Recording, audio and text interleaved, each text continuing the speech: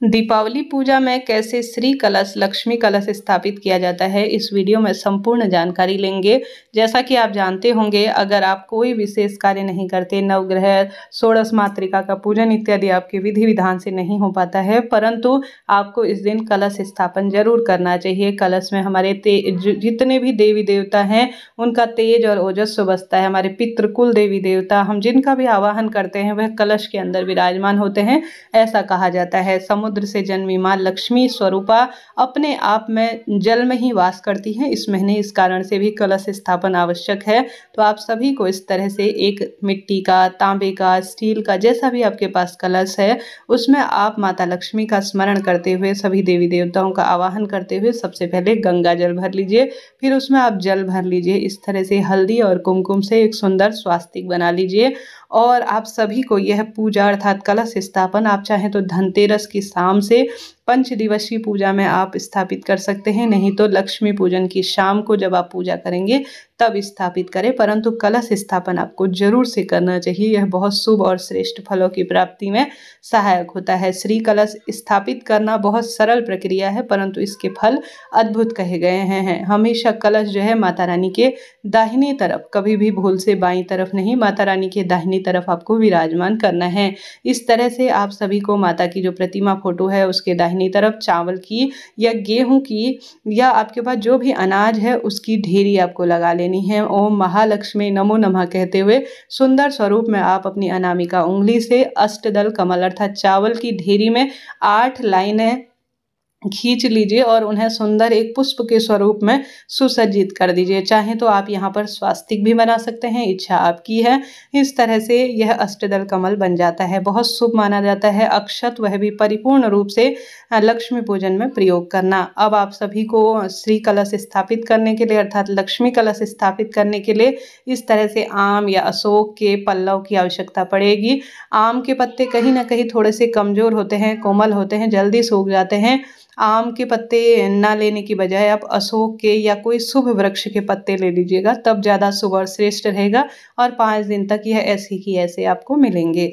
मतलब ये कहने का अर्थ है कि सूखेंगे नहीं। तो इनमें आप चंदन और रोली लगा लीजिए सुंदर भाव सच्चे मन से।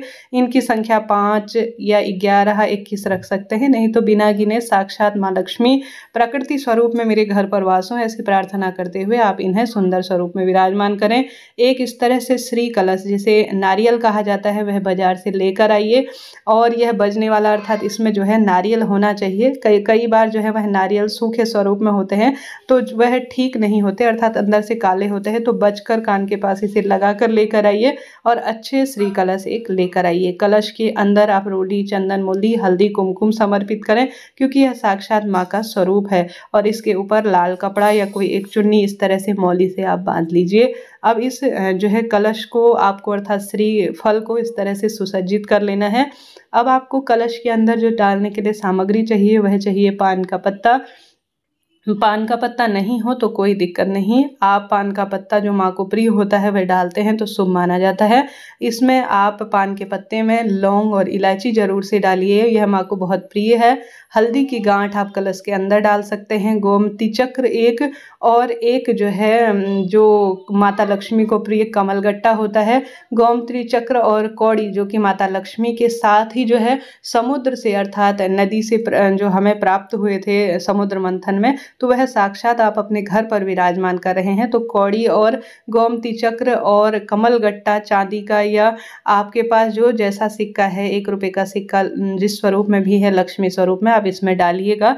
दुर्वा थोड़ी सी डालिएगा, पुष्प डालिएगा और साथ के साथ गुलाब के फूल हो या कमल के फूल हो, उन्हें भी आप सभी इसके अंदर रख सकते हैं। साथ ही दुर्वा भी इसमें रखते हैं तो शुभ और श्रेष्ठ फलों की प्राप्ति में सहायक होता है। तो कुल मिलाकर 5 चीज़ें रखें। पान का पत्ता रख सकते हैं आप, जो है लौंग इलायची रख सकते हैं, गोमती चक्र, कमलगट्टा, कौड़ी इत्यादि, कमलगट्टा, चावल, यह 5 चीज़ें कम से कम आप इसमें रखिएगा। एक पूर्ण पात्र, जैसे चावल का पात्र कहा जाता है परिपूर्ण चावल, वह इसके ऊपर रखकर आप देखिए नारियल का मुख आपकी तरफ हो, इस तरह से आपको जो है यह श्री कलश अपनी तरफ विराजमान कर लेना है, अर्थात नारियल का मुख आपकी तरफ होना चाहिए। इस तरह से आपको इसे रखना है। इसके ऊपर आप फूल माला भी रख सकते हैं, नहीं तो एक फूल आप पर्याप्त स्वरूप में में माँ का आवाहन करते हुए माँ के दाहिनी तरफ इसे विराजमान कर लीजिएगा। इस तरह से आप यह लक्ष्मी कलश दिवाली में स्थापित करते हैं तो धन धान्य की घर में बरकत होती है। प्रक्रिया और परिवार में और सबसे सुंदर कही जाती है। जिस घर में भी श्री कलश स्थापित होता है